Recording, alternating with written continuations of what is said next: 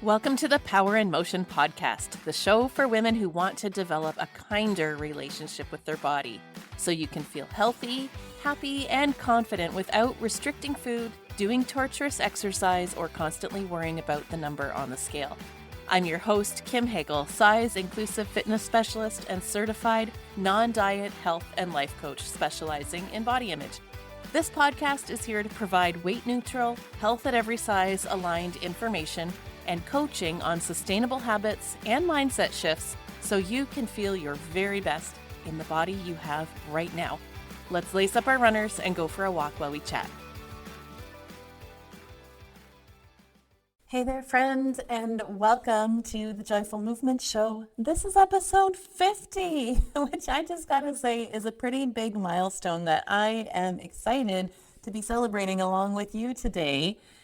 If you're joining us for the first time, I am so glad you found us here. I'm your host, Kim Hagel, personal trainer and registered holistic nutritionist, on a mission to help women break free from toxic fitness culture or diet culture, dictating how we should eat, how we should exercise, and how we should look, so that we can live the amazing life that's waiting for us, feeling great in our bodies and confident in our own skin, no matter our size.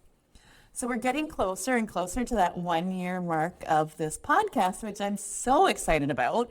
As a reminder, on the 1 year anniversary show in 2 weeks from today, if you're listening to this in real time, I'll be doing an Ask Me Anything episode where I'll be answering your questions about life, business, my own journey with food and movement and body image, parenting, relationships, anything you want. It's all on the table. So just shoot me your questions via email, hello@radiantvitality.ca, or DM me on social media and I'll answer them on the October 24th episode.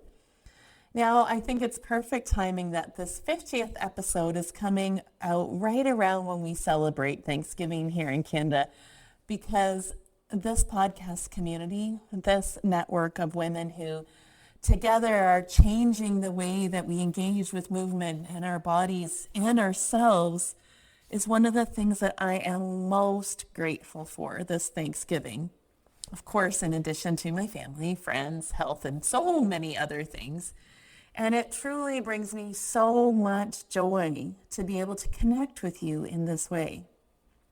As I was sitting and reflecting on how thankful I am for this podcast and all of you and the interactions that we've had because of the things that you've learned here, I became aware of how those thoughts of gratitude create the feeling of joy. Have you ever noticed this in yourself, how thoughts of gratitude fill you with joy? Well, it's no coincidence. Gratitude is the gateway to feeling joy. I'm a huge fan of Brene Brown, and this is something she talks about inside her book, Daring Greatly, and also on a number of YouTube videos, which I've linked in the show notes for you to check out. So in this Thanksgiving episode, I thought it would be a great time to chat about the intersection between gratitude and joy. I'll share some of Brene's research on the topic. And that's what I really love about her, is that she is a researcher, so everything she talks about is backed by science, but she takes that data and makes it super relevant and applicable to our everyday lives. And I want to extrapolate some of her ideas and talk about how we can cultivate more joy from movement by tapping into gratitude. Now, Brene Brown is a shame researcher, so she talks to people who've experienced immense trauma and great difficulty in life. As an aside, I highly recommend that you read her books, particularly Daring Greatly and The Gifts of Imperfection, to learn about how vulnerability, connection, and self-compassion are the antidote to shame. It's really life-changing stuff that she talks about. But what I wanted to make note of is something that Brene said in one of her videos about joy, which is that in her 12 years of researching shame, all the people that she interviewed ever, the ones who would still describe themselves as being joyful people or being able to find joy in life, despite all the hard stuff that they've experienced, every single one of those people had a gratitude practice. And by that, I mean a tangible, intentional, and consistent method for practicing gratitude.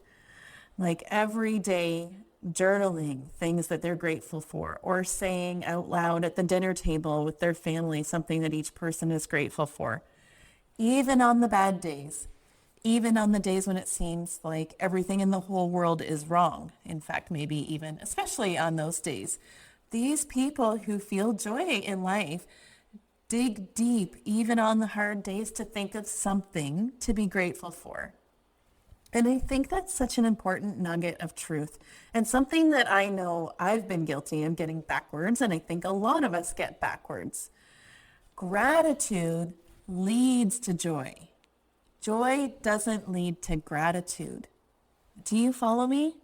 So many of us wait for things to be good, for our circumstances to be perfect, or until we work hard enough to achieve the things we think will make us happy and content before we take time to be grateful. But it's in being grateful for what is that we find our joy. I know I often need the reminder that gratitude can exist even when things aren't perfect, or even when things are downright crummy. And that, to me, is the difference between happiness and joy. Happiness is an emotion that generally comes from being satisfied with our circumstances. In other words, if things are going the way that we like, or how we think things should go, then we're happy. Joy, on the other hand, is a deeper feeling. It's almost spiritual. It's like a knowing that we're part of something bigger, that we're on purpose, we're grounded, connected, and satisfied. It's intangible, and it's not dependent on action. There's a saying that goes, gratitude turns what we have into enough. And I like that saying because that to me kind of sums up joy. It's like a knowing that what we have, who we have, and who we are is enough. And we're so fortunate and blessed to be experiencing all of it. I really love that distinction, and I want to dig into it a little more, especially in terms of how it relates to movement. Because often when people hear the term joyful movement, they automatically think it means feeling totally blissed out, happy and loving every second that you're exercising. And while that certainly can happen, that's not really what joyful movement means. That kind of definition to me is similar to the runner's high, that euphoric feeling that some runners get sometimes when all the stars are aligned and it's a beautiful day and they're in the flow and everything feels great and effortless and like they could just go on all day. They're just so in love with the activity. And that's a fantastic feeling to have. But any runner will tell you they don't feel that every time they go out. I sure as heck don't. And if we think that's what joyful movement is, we're probably going to give up on the whole idea. Now, you all know that I'm a runner. Running is my most joyful activity. And I say that even currently when this fall, it's been a bit of a struggle. I've been training for an event and my body's been resisting it with some tight calves and sore feet. There's lots of days where I go out to train and my legs are sore, or where it feels like I'm always running into a headwind no matter which way I go. My body hurts, and when I just can't wait for the whole experience to be over. In the past, those runs would make me miserable. I'd be ruminating about how hard it was, how I was struggling to get through it, how I wasn't hitting my speed targets, or how I need to push through to get the distance that was on my training plan, even though it hurt. Back then, I really thought that I could only enjoy running if everything was perfect, or if I thought my performance was good enough. You'll probably remember a recent interview we had with my client Gemma back in episode 45, where she shared the same sort of experience, that joyful movement to her seemed impossible whenever there was struggle or imperfect conditions, and maybe you can relate to that too.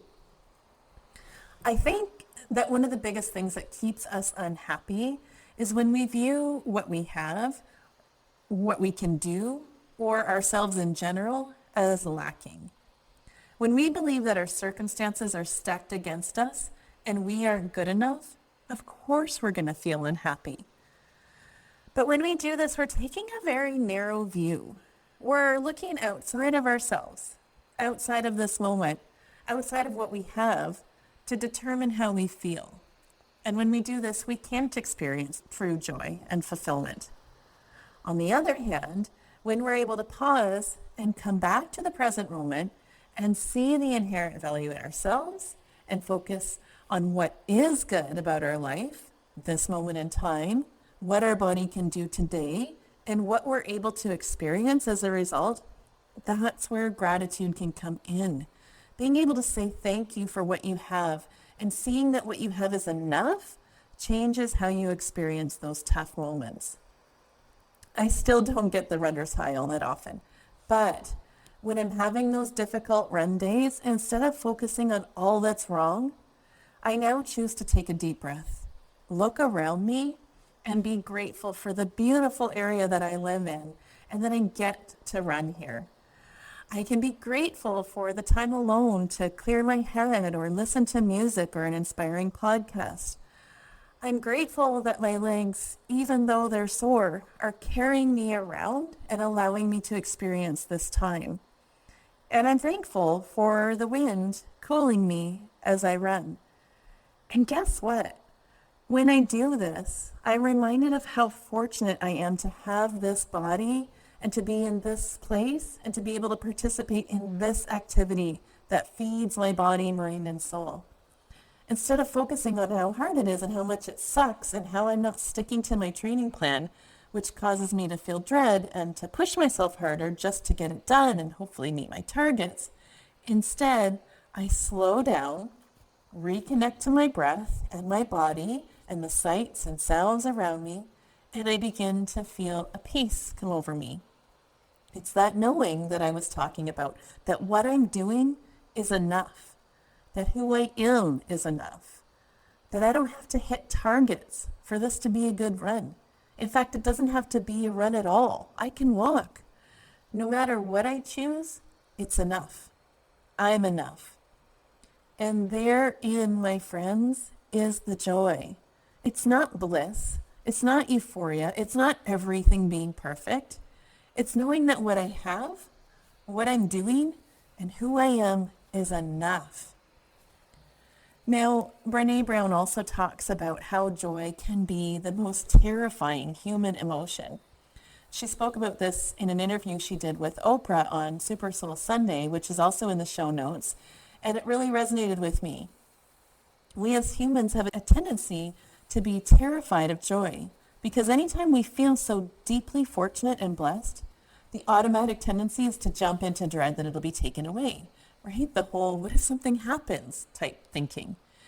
She describes it like looking over your sleeping child and just being overwhelmed by how much you love them and feeling that incredible joy that they're yours. But then immediately your brain goes into, what if something happens to them?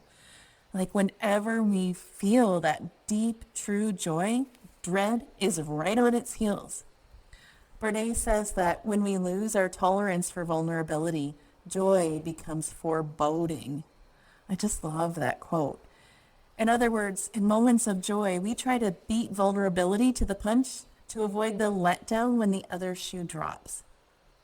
And I think a lot of us do this also when it comes to experiencing joyful movement, particularly because of diet culture's influence. When all we've ever been sold is go hard, burn the calories, no pain, no gain, and really that exercise needs to suck in order to be effective. And then we start to make this shift toward joyful movement where we begin to move in ways that are respectful and nurturing for our body and it feels good. And suddenly we're starting to feel so alive and free and connected as we move. Much like what I previously described with my running, where I now listen to my body's cues when it's tough and I slow down so that I can still find joy in the activity. The natural instinct is to judge that as not good enough. Or we jump into fear about what people will say about us if we take a modification or if we don't perform as we always used to. Or we worry that we'll gain weight if we're not exercising at our maximum capacity.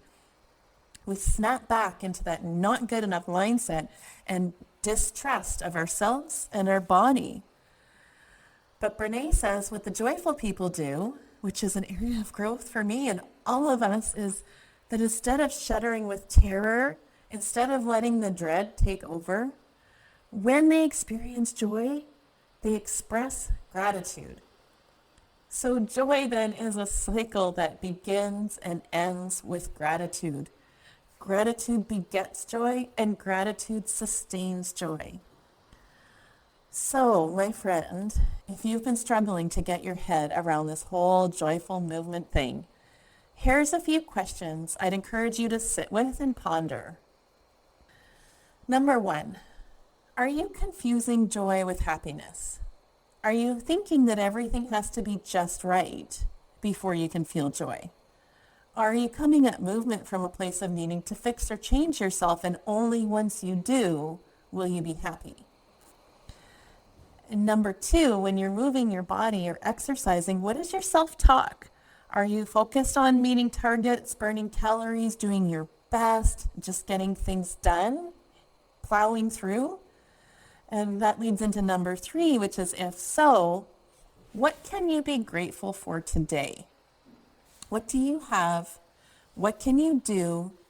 Who's in your life that you're so fortunate and blessed to have? What can your body do that you're thankful for?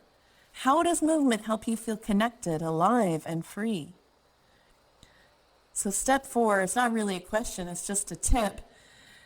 Acknowledge that what you have, what you're doing, and who you are enough. And then moving into number 5, notice how you feel when you think about these things. What does that sensation of joy and knowing that you're enough, brought upon by thoughts of gratitude, feel like in your body? What does it feel like to exercise or move when you're focused on gratitude? And my last tip for you, number 6, if you catch yourself falling into the it's not enough trap or dreading exercise, thinking it's not good enough, then go back to step 3. Come back to gratitude. What can you be grateful for today? Always come back to gratitude. That's the tip that I really want us all to leave with today.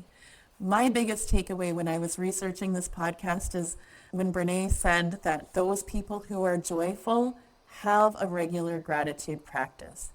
It takes dedicated practice of thinking grateful thoughts to cultivate the feeling of joy and to feel comfortable staying in the joy. So maybe you'll want to start a gratitude journal or have a daily gratitude check-in around your dinner table with your family. But I also think it can be a really powerful practice to bring into your movement. So I'd really like to encourage you to try that going forward, whether you're consistently moving your body or not. Practice giving gratitude to your body for all the things that it does for you so that you can experience all that you have in life. So to my Canadian friends, happy Thanksgiving.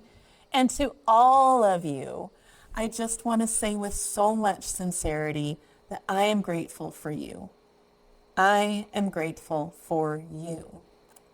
I hope that you loved this episode. If you did, please share it and tag me on social media. I'm at Radiant Vitality Wellness so that I can give you proper thanks. And if this podcast in general has been having a positive impact on your life, I'd love if you could take a moment to leave us a 5-star rating or review on Apple Podcasts. That just helps the podcast move up the rankings so that more women who need this message can hear it. I so appreciate you taking the time to listen today. I'll see you back here next Monday for more non-diet motivation. Be well, my friend, and here's to your radiant vitality. Thanks for tuning into the Power in Motion podcast today. If you love what you're learning here, then I invite you to take the next step of embodying these concepts into your own life so that you can live your healthiest, happiest life and never again feel held back by your body. Coaching is the fastest, most efficient pathway to taking what you know in your head to actually applying it and seeing results. Whether you're looking to make changes around movement, food, body image, or all three, I'm here to help you nurture a kind, respectful, and trusting relationship with your body so you can feel your very best. Click the link in the show notes to book a free consultation, and together we'll uncover what's getting in the way of you having the results you want. You'll leave this call knowing exactly what you need to work on, and together we'll explore whether one of my coaching offers is a good fit for you. I can't wait to meet you.